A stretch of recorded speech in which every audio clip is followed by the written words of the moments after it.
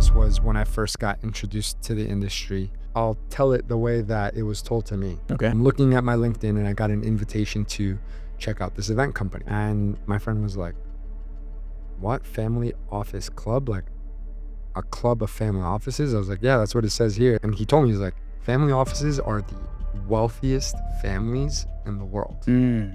I challenge and I urge you, when you listen to someone maybe on, YouTube, or you think that they're, oh my God, some sort of perfect person. No one's perfect. Yes, it was a dream of mine to work from anywhere, from I achieved it. Dubai, anywhere. Yeah. I'm just 5-star. I'm living at a 5-star resort, and to see, I used to wish for something completely opposite.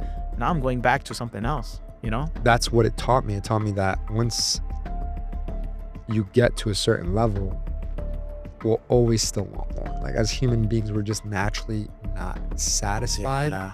Paul Hutchinson's foundation, Liberating Humanity. He's the one who directed the movie, right? Yeah, it's Sound of Freedom. Sound of Freedom. Okay, so you're like pretty close with him. Yeah, pretty close. Maybe we'll get him on this podcast. That would be amazing. I'll get him on this podcast. I'll get him on this podcast. The power of community. Talk about that. It's amazing. Welcome back, ladies and gentlemen. Today, I have an amazing and special guest. He's hosted over 600 events in the past 17 years. He's a consultant. He was a consultant for one of the largest family offices in the world, managing billions upon billions of dollars. So today, we're going to dive a little bit into his entrepreneurial journey, what got him started, the entrepreneurial bug, the entrepreneurial ick. What was his thing? Why did he actually want to start this? And also the pitfalls that he's had, the successes, the wins, the celebrations, the losses, all of that today we're going to uncover. So without further ado, Andres, welcome. Tell us a little bit about, yourself. Let's take us back in the day when you first, wanted to start on entrepreneurship. Who is Andres before you became an entrepreneur? Thank you, Zarar. Thank you. Now, great to be here. Great to be here. Yeah, my name's Andres. I've 17 years, like you said, 600 events. Kind of like the event guy in my community. Even for Tony Robbins. I forgot to mention that in the intro. Yeah, Hosting events for Tony Robbins. I mean, that's top of the top. Yeah, I got to work production for one of Tony Robbins' events. Wow. Because I was hired by his company, Success Resources. This is going back now 10 years. 3 years I was on tour with them under one of the branches of the company, which was the Millionaire Mind Intensive by Harv Eker. Wow. Yeah. He had sold that company, had other trainers going around the country training his curriculum. I was one of their sales directors, traveling with them, one of their assistant trainers. Moved to Miami and eventually got involved in the family office space, got introduced to the world of family office finances, which I didn't really know. But there was a company called Family Office Club. There is a company called Family Office Club that hosts about 35 events a year for family offices, workshops, huge summits and conferences where these family offices can come and learn from each other.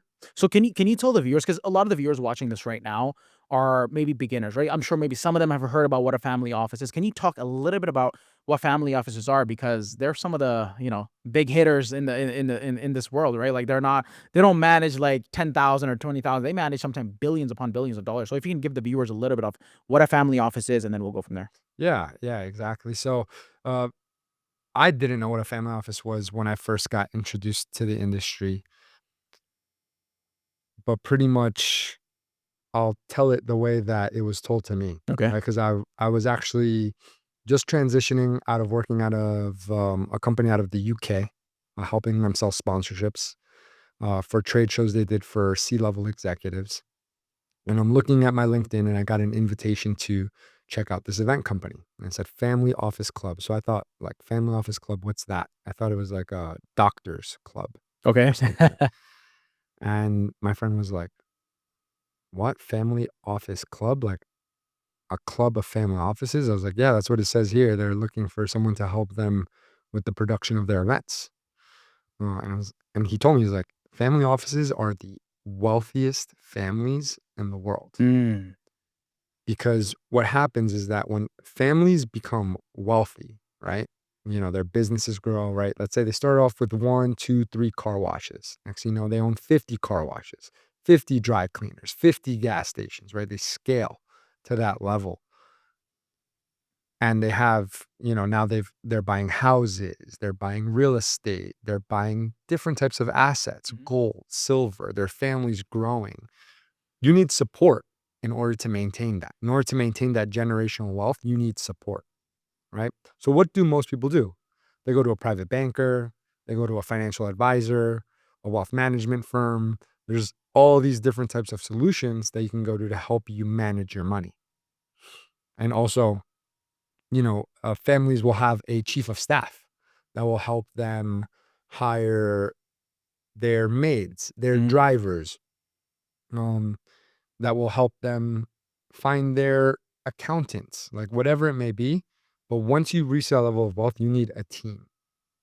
So what most people do once they're in like the 5 million, $10 million range, they outsource.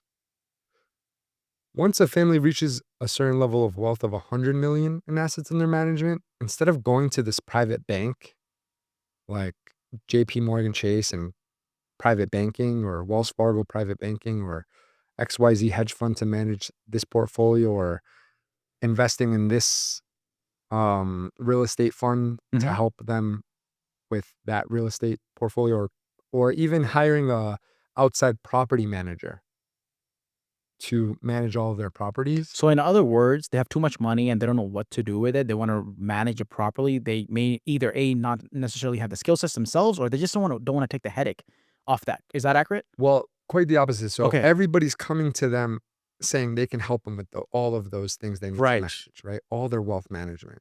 So instead of them going out there and looking for help and going to that wealth manager at Wells Fargo, they, let's say, poach Mm. that guy, say, quit Wells Fargo. And what's your last name? I Martin? mean, Amin. And work for Amin Bank. interesting. Okay. So now I'm going to take that executive. Let's say I'll pay him a salary of 700,000 a year plus bonuses. You're going to now manage my personal wealth. I'm going to have my own little trust Mm. where we manage everything ourselves. Instead But of me what I was going saying to was property management company, right. um, But like the reason why I'm curious, like why is it like these families they don't want to do it themselves? Is it because of kind of like, you know, they're not interested, they don't want to take that risk, they don't have the skill sets and understanding different types of investments? it's more they want to do it themselves and Okay. have more oversight versus trusting a bank or trusting a property management Understood. company Got it. Got it. Got to it. do it or So hiring kind of like or estate bringing what agents banks do, but in-house, which is why you said you in-house. poach. Okay. Got it. Exactly. So instead of like, let's say this family owns 50 properties and then Okay. they go to a property management company. Instead of going to a property management company, they open their own Amin Mm, property got management, it. Understood. Okay. Amin bank, Amin staffing, Mm, Amin, traditional assets, right? So everything is now under that family's umbrella, okay. Wow. right? Because if they're their own bank, now they decide who they want to loan money to, who they want to invest in, versus, let's say it's your wealth, and then your financial advisor or wealth manager is calling you and saying, hey, well, we have this amazing investment, and I think you should do it because this is what we're anticipating, right? Mm, Because that bank has its own interest and has its own interest, has its own thing to gain from pushing you towards that investment. If you're able to take a private banker and tell them, hey, look, I like investing in wood, right? So now he'll go look for investments in wood, yeah. right? Whatever it be, steel. So these families, what they do is that once they reach a certain level of wealth, instead of going out to banks and companies to help manage their wealth, they bring it all in house and build a team internally, and almost like their own little private bank where everything is managed and secured. Very interesting. So if you're a founder, an operator looking for capital, most entrepreneurs will go to a bank, will go to friends and family, But you can also go to family offices now. but now you can find a family office. Interesting. What are the pros and cons, right? Because I think a lot of the people watching this, some people, they want funding, right? Funding is such a big thing, especially in America. 0% interest, credit cards for 12 months. You can get, about up to 150, sometimes even $250,000 just based on a regular profile sometimes, right? If you know what you're doing or if you partner with the right people. But that's one option. Another option is you go directly to the bank, right? And the third option, for example, in this case, you're saying family offices. How does that work? So Is it connections based, or is it, can you just walk in? this is where I was able to build a career, Really? right? Okay. Because there's so many different aspects and facets of it, right? So you have a single family office, which is like this family has reached a certain level of wealth. They don't want to hire an outside property manager, an outside wealth manager. They want someone on their team that they have in their offices that checks out their properties, has no other clients, has no other people to manage, just their wealth, right? A single family office. Now, what some families do is that, let's say, Amin, right? Last name is Amin, Ospina, right? We're like, and let's say another friend, like Sanchez, right? We're super wealthy now. Like, all right, why don't we hire one private banker? Mm-hmm. This is our guy. We're going to pool our money into a trust together and create a multi-family office. So now it's like a wealth fund, right? Where We put a third each, for example, yeah, whatever that is. Yeah. exactly, of our wealth, pools it together. And now we have a team that helps invest all of our money together.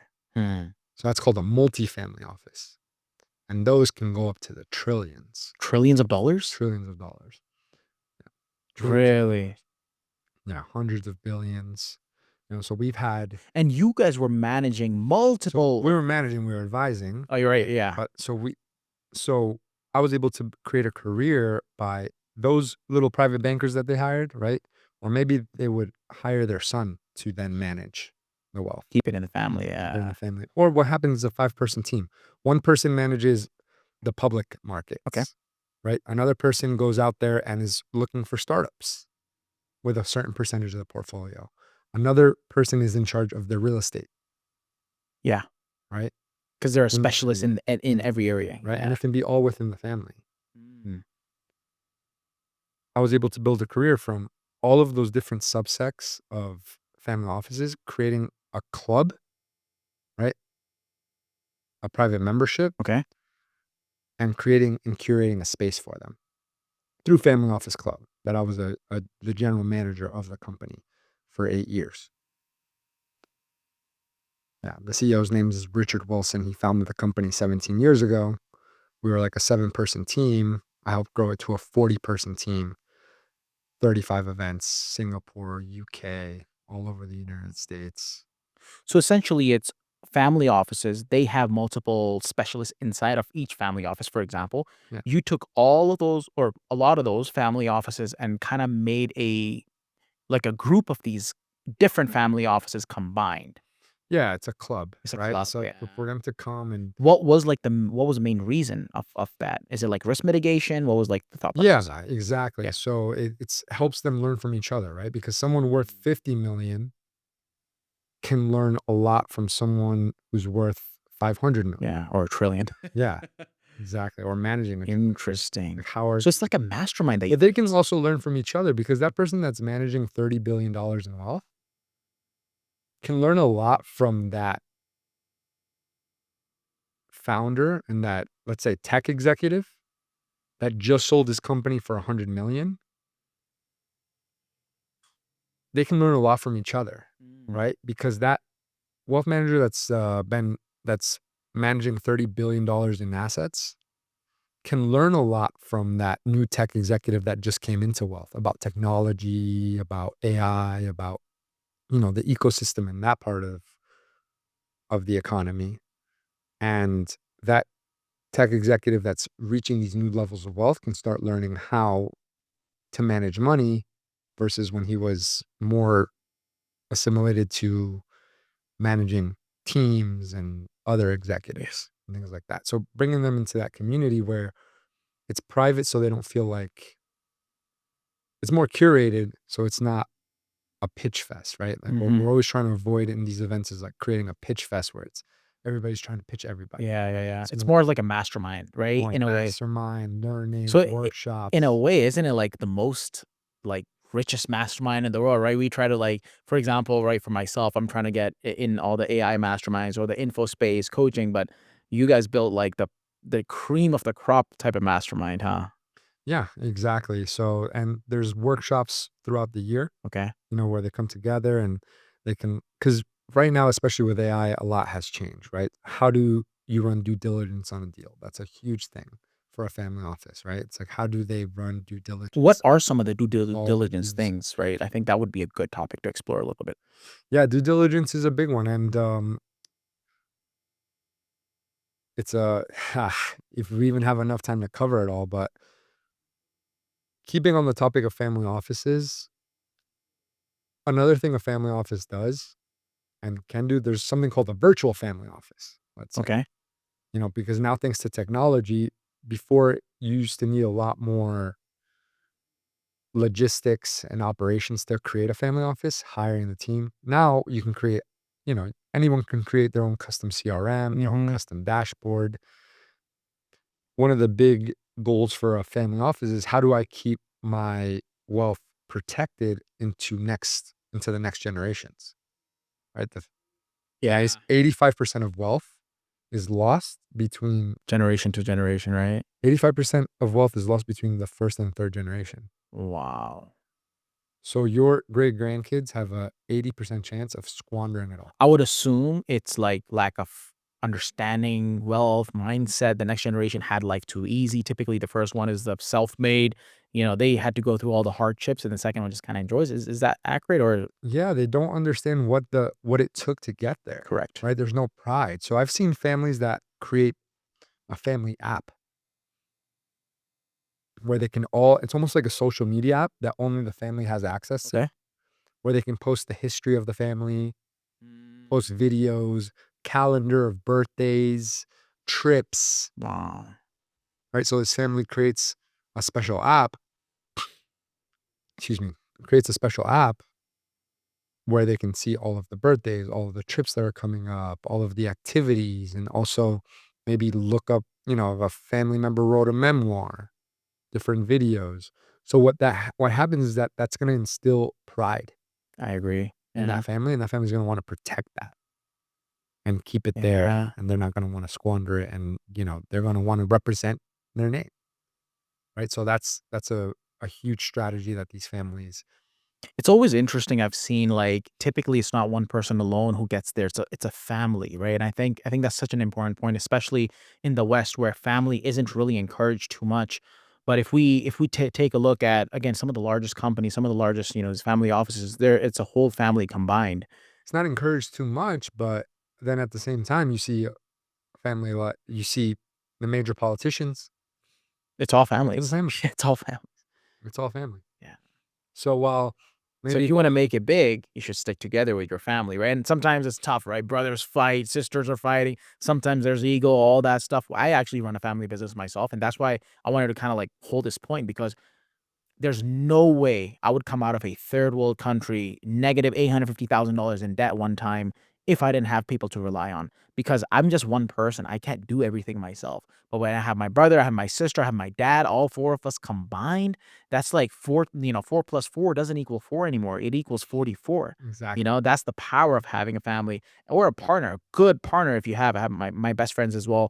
He's with us from the beginning when we were in high school.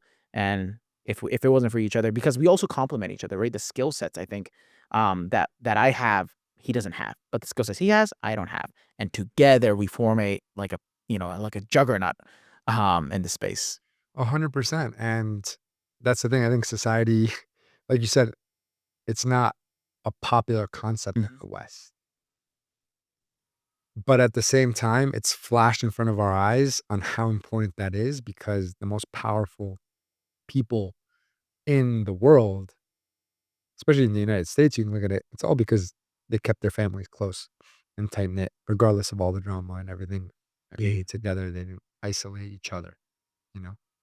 It's crazy world we live in because like it's insane. Sometimes these kids they're like barely they just turn 18. Their parents like, all right, it's time to go. Whereas in our culture, so I come from Pakistan, that's my like ethnicity. Facts. It's hard to like move out of our parents' house. Yeah. They just wanna keep you in there. They want you when you get married, they're like, "Stay at our house, we'll buy a bigger house," Yeah. and all that. And, in the beginning, honestly, I was like, "Oh, let me live on my own." But then I see both sides, right? For me, I have a sometimes it's a confusing life because I remember and I know things very, very well from my Pakistani culture, but I grew up in America, so I seen the things in America. So all I can do is like, all right, let me take the best things from here. Let me take the best things from here. And one of the most important things that I love about my culture and about Pakistan is the family orientation, right? It's like always doing everything together. If you have, two sips left of water, you're taking one.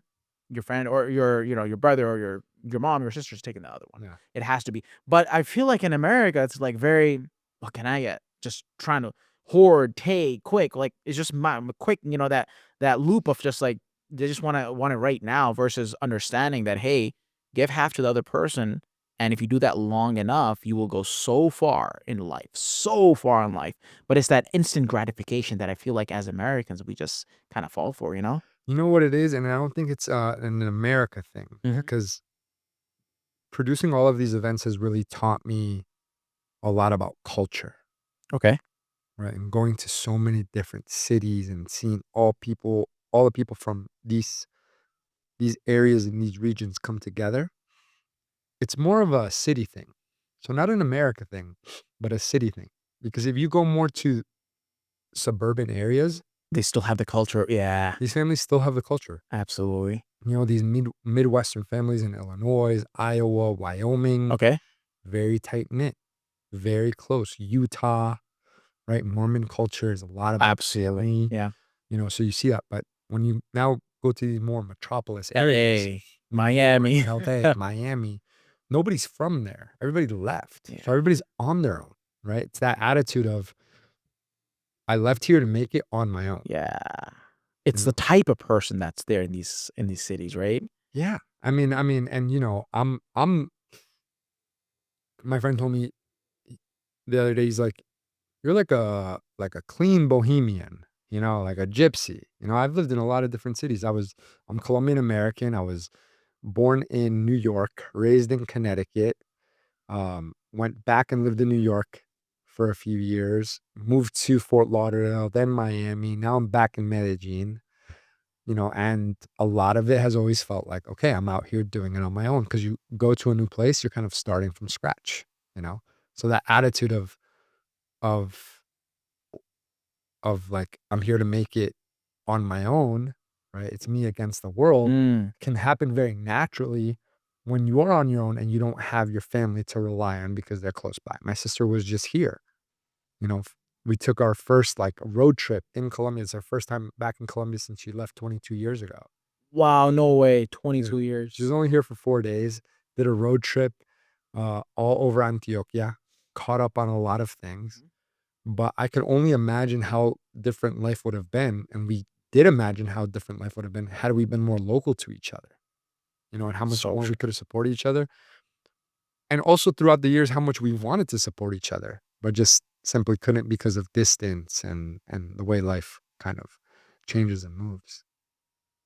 So I think going back to family offices, those are all things that they try to solve, Yeah.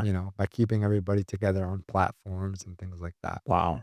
But I think it's a natural mindset of just being multicultural as well, Mm. you know? And we have to remind ourselves to connect with our friends, 100%. call them back, Yeah, yeah. Well, take us to a moment maybe in your journey, right? I remember for me, it's so crazy. Like sometimes when you go to sleep at night, when you're trying to make it out, you're not fully clear. Your cortisol is rising because you're like, you're so much uncertainty, right? That I'm sure we all as entrepreneurs, at least my experience was, it felt like an elephant on my chest every night. I can't sleep. I don't know how I'm gonna pay the bills. I have to keep a straight face. I have to feel confident, but I can't. Like, you have all these things that are in your brain that is going on before you kind of like make it or you figure it out. What were some of your points, right? Get as deep as you possibly can. I think the viewers would really appreciate that because a lot of the people listening to this right now, maybe they're stuck at a corporate 9 to 5. They inside though, they're entrepreneurs at heart. Yeah. That's the thing. But they're kind of living I'm not gonna say a lie, but they're living like a double life where it's like from 9 to 5, they're working for someone else. but deep down, they're entrepreneurs at heart, which really messes with their psyche because they're not the best at taking orders. They're not the best at listening sometimes, but they kind of have to do it because they don't have a choice. If they don't work, how are they going to make rent? Their family's looking at them, their wife, their kids. Sometimes they don't, they don't respect them enough. And internally, it really messes with their self-confidence, their internal dialogue. Like, man, I want to be this, but I can't because of this. And then they start giving themselves excuses. And it just becomes this rabbit hole. When you start seeing these people, you can see the frustration on their face. You can see how they walk. They have a hunchback. They're not confident how they speak, right? They're not very open and vocal about how they actually genuinely feel inside. So there's so many things that it does. And to the people watching this, I'm sure, you may understand what I'm saying because we all have a public self that we try to appear, right? Like, oh, this is who I am. And then we have a private self. Like these are my friends, my immediate family, they see you as a different person. But what I'm hitting at is the secret self, right? That no one talks about. And sometimes you don't even know of these things, but sometimes when we talk about it, then you're like, oh, I can relate with that. So from your perspective, specifically, your secret self, arena or your area, maybe it was a few years. Talk to us about that. Yeah, that's a deep, deep, deep, deep subject. I think for me, those realizations can be really impactful in terms of, I mean, let's break this down because you said a lot right there, right? In terms of coping with dissatisfaction, I guess, of our lives, right? Like you're working the 9 to 5, you're answering to someone. Now, for me, I transitioned very seamlessly from one to another, right? Because I worked for Family Office Club, general manager, and then ended up becoming a partner in the marketing agency pitchdex.com. So I became a partner in the company. So in a sense, I was an entrepreneur. Mm, Entrepreneur is a got really you. interesting word that I learned, where I was still an employee, but I also owned a business alongside my boss, Yeah. which was very interesting. And then I also had other side businesses that he was aware of. So in this world that we live in today, there's a lot of people that are doing both. So the only way to really keep yourself even keel through it all is is perception. It's Mm, how you're perceiving everything. Because I'm telling you right now, we all have to work. We all have to answer to someone. I don't care if you're an employee 9 to 5 cubicle or if you're the entrepreneur of entrepreneurs. That entrepreneur is answering to someone, right? Like everyone, that's what you learn. Everybody is answering to someone, right? Even right, Steve Jobs had to answer to the shareholders, customers. Yeah. to the customers and the shareholders. Yeah. They fired him from his own It's company. crazy. People get fired from their own companies by shareholders, right? So same thing, what I've learned in the world of family offices. You can be an entrepreneur, but if you're getting capital, right? If you're raising capital, raising equity, raising debt, you are answering to every lender and every investor that has invested in your company. So the pressure is on either way. So once you reach a goal, that realization that is not over yet is really important. For me, living in Colombia, when I thought it was gonna, because right, it was my dream since I was a little boy to live in Colombia. Because I'm Colombian American, so coming You want to back, come back to your yeah. roots. Yeah. You ever feel that way about Pakistan? Absolutely. But I lived there. So when I You was live, younger, I did live there. Maybe not as strong as you, but yeah, I had my time there. and so next, I'm in Colombia. I work when I want. You know, everything's a penny on the dollar practically. I have this beautiful apartment. I'm traveling wherever I want, working from wherever I want. And then it kind of hits you like, I still have a lot of life left ahead. Mm. Now what? Like that comfort zone is just as dangerous as the pressure of being uncomfortable. So I think as a human being, we need to really start to shift our perspective to the present moment. Like, I think that's what it really comes down to. I think it's just like a lot of, we're all in our own little bubble. And when we bring ourselves back to the present moment and realize, like, what do I have to do right now to make it to the next thing? Because at the end of the day, that goal that you have, I promise that when you get there, there's just gonna be more, right? A family office, managing 100 million. I promise you, most of them probably have some lawsuits, have family drama, divorces, right? Waiting for that person to die so they can inherit things, right? That's a Yeah, big one no one talks about. yeah, right? You're a grandfather that has 5 kids, and those 5 kids got married, and now they have grandchildren. There are so many different variables in life. Mhm. There's so much pressure on the line. Like, we all have our cross to carry, like, at the end of the day. So when it comes to like, hopefully I'm answering kind of your Absolutely, this question. is I think you're answering it in a very different way, but it all comes back together. It's all tying back in. It's all perception. Yeah. Like, I can only the best way for me to deal with my challenges or my dissatisfaction of where I am in my life is changing my perception of where I am in my life, Mm. right? Like, if you're watching this, right, then that means you have access to a screen, you have access to the internet, you have access to knowledge, you know. Well, Cha one of the things I feel like you and I have that we do really well, and I feel like any entrepreneur to become successful in life is we have the ability and the power and the skill set to think. And I say skill set specifically because I feel like, man, a lot of people they can't even think anymore. It's like there's we have ChatGPT now, we have AI, we have Google, we have YouTube. Anything you want in life can be literally within a flick of a you can get it. But isn't society more dumber than ever? Is that aren't people like more unsuccessful than ever?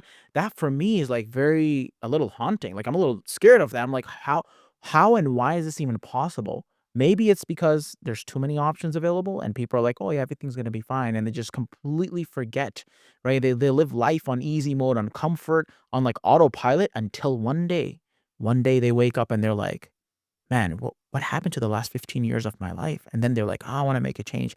And then guess what? Maybe they're too old, they're too broke, their wife left, whatever the case happens. But I feel like a lot of people, man, if they don't wake up, or maybe they make the change, but they can wake up, make the change, prosper, and then again have another existential crisis. talk to us about that because I know, yeah, talk to us a You little know, bit because about now like, that. okay, now I'm here.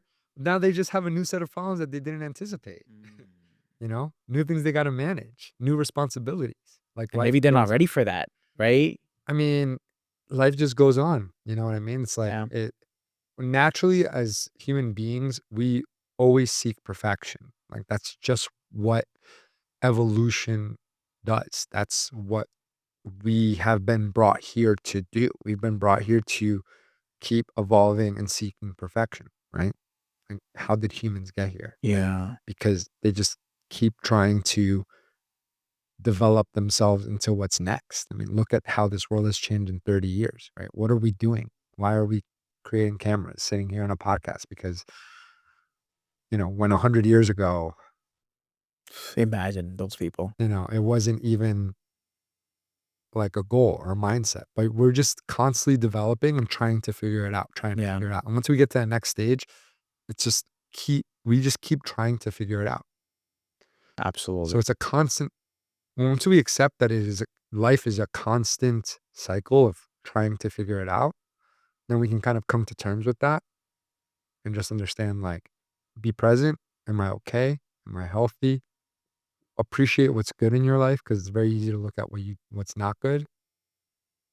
But what my mentors have taught me is that you can't be in gratitude and complacency at the same time. So if you can build that gratitude and appreciation muscle and make it part of your subconscious, everything's much easier. Because So true. one of the greatest gifts that life has given me is being around so many family offices, so many ultra wealthy people, and saying, "Oh wow, I would never trade my life with theirs." Really, like I met miserables. multi millionaires that don't have a passport, Why? that never left the country. Really? Partly because they didn't feel it was safe. They just never left the country. What's life, man? Like, if you don't even experience other foods, other cultures, other experiences, that's crazy. So that's the thing you see. So that's kind of what you were talking about. Like, the world we're in today is very abstract, Yeah. like a Jackson Pollock painting, like just paint splattered everywhere, and you're just trying to make sense of it.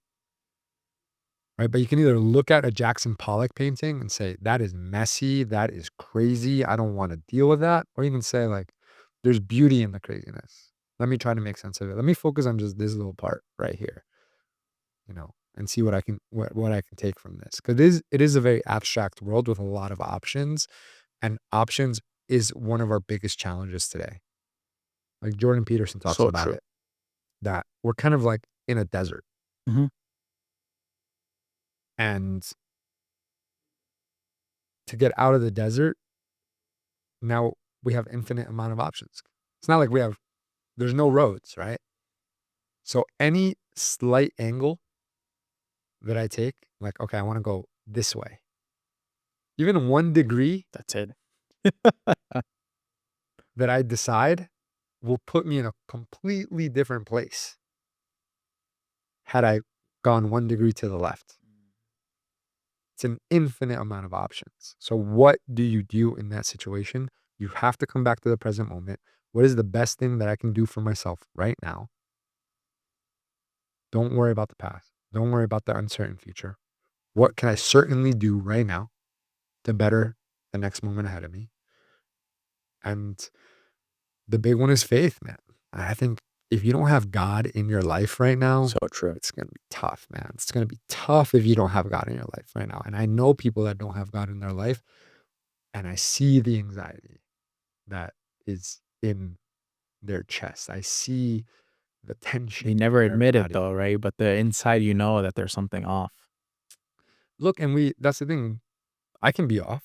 Yeah. You know what I mean? Like, I'm not always on, like I have my moments too, where that imposter syndrome, like, who am I to be putting together events or hopping on stage or coming here on a podcast when I've made my mistakes and I've tripped up, um, because there's so many aspects to life. We can have our money in a great place, but our relationships may be falling apart. Or our relationships may be in a great place, but our health is deteriorating because of the choices we make on a daily basis and what we consume, right? So there's just like so many things we can beat ourselves up Mhm. about. I think we need to be gentler with each other. We need to go more inside. We need to really have our own personal relationship with God. And if we all as a human species had faith that tomorrow The world would be such an will be amazing better. place. Yeah. Yeah. Wow. Wow. Well, really appreciate you coming out. Any kind of like maybe like last words or anything that you want to talk a little bit about to the viewers who are listening? Maybe it could be about the opportunities about AI or anything in general. Yeah. Well, if most of your viewers, maybe they're here in Colombia as well. No, They're actually, they're mainly American. Yeah. I'm just here for a mastermind. I'm actually headed back in a couple days. okay. Yeah. In like 10 days or so. Yeah. Okay. Nice. Nice. Where are you heading back to? Scottsdale. I'm actually going to Vermont. Scottsdale, Arizona. Yeah, I live there. So I'm going to Vermont. There's an Really? event. Yeah. And then we're gonna meet some clients in New York. We're doing a lot of meeting people in person actually. So that's my biggest thing is like I'm so tired of, the online world because I do everything online and sometimes you get a little like Zoom. I'm talking to pixels. Sometimes I feel like I'm not even talking to real people. It's like I'm talking to a pixel, and someone's voice is coming out of a speaker, which is not even real, but it is real, right? So it's kind of this weird kind of thing. And I said, you know what? I'm gonna start to meet my in person clients or my highest, my higher level clients in person. We're gonna take them out to dinners. We're gonna take a car or a bus or something. We're just gonna go on a trip. You saw it's gonna be pretty cool. Yeah. And that's the thing, the cost of opportunity, man. You know what Yeah. I mean? Because at the same time, why are these people there all pixelized? Because we manifested that because we wanted to be able to work from wherever, take So true. meetings from wherever. And then we have that. And now we're like, I And want now we're like going back to, oh, I want to commute. I want to be in a car. I don't care if I have to drive to this place so and sit in true. traffic as long as I can sit face to face with another individual.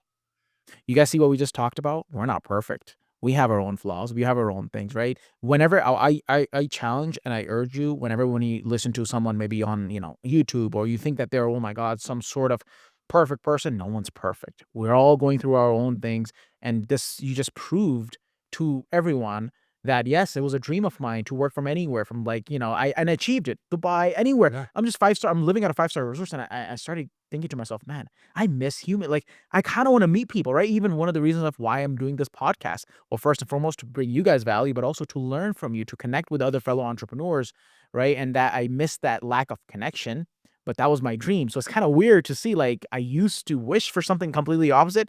Now I'm going back to something else, you know? I have to maybe look a little deeper and see what that's about. Man, 8 years working in the family office space with some of the wealthiest people. I'm transitioning out of that, or who knows where my life will take me, because I'm facilitating a spiritual retreat next week in northern Antioquia Okay. in Barbosa with Paul Hutchinson.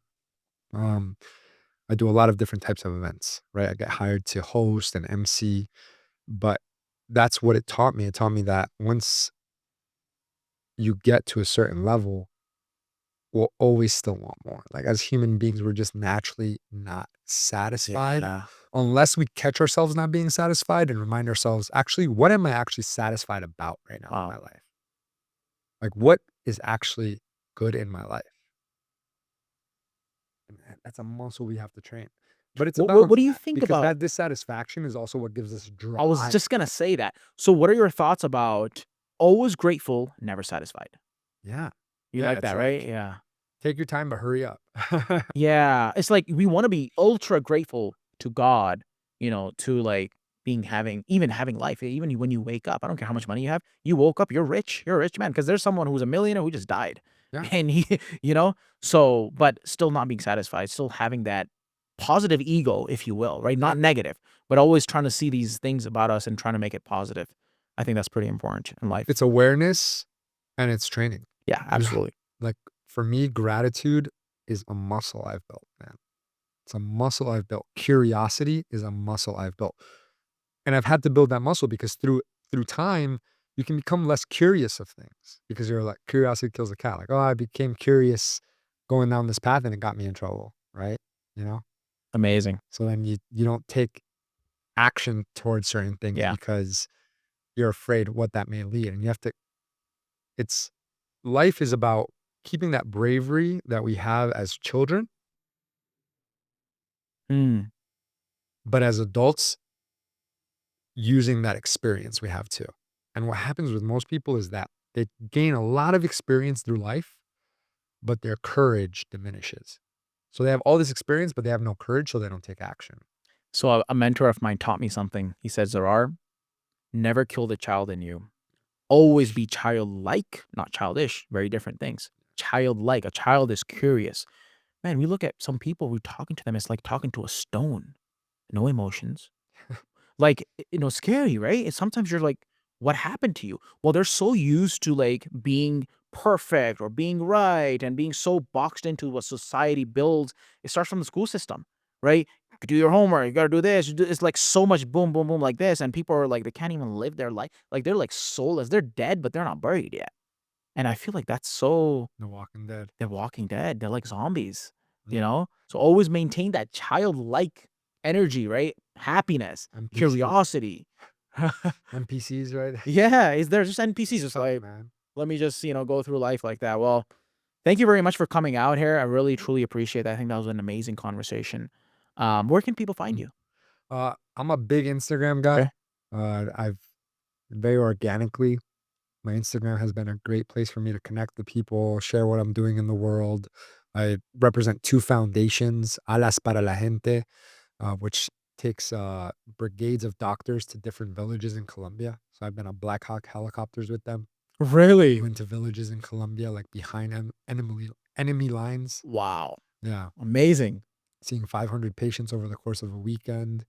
And then, Paul Hutchinson's foundation, Liberating Humanity. He's the one who directed the movie, right? Yeah, he's the one that, produced Sound of Freedom. Sound of Freedom. He Okay. So did you're like pretty close with him? Yeah, pretty close. He did Undercover Mission, Saving Children. His Yeah. Sound of Freedom, I definitely recommend checking it I out. saw the movie, it was amazing. If you haven't seen the movie Sound of Freedom, honestly, one of the top 5 movies ever I've watched. I was so touched by it. It was crazy. Yeah, maybe we'll get him on this podcast. That would be amazing. I'll get him on this podcast. We'll get The him on this podcast. the power of community, like, talk about that, it's amazing. Well, really appreciate you, really do, And, But how to find me? Andres underscore Ospina 88. follow Andres him. underscore Ospina 88. He's doing amazing work on, like, for the community. That's the biggest thing as well. Like, for me, yes, okay, make your money, cool. But what do you do next, right? Are you gonna like try to contribute, or are you gonna just try to take, take, take? But Andres is a person who genuinely is contributing back to society to levels that is, amazing. So I really appreciate that, and I'm sure a lot of people do. Thank you so much, Zarar. Absolutely. Take care.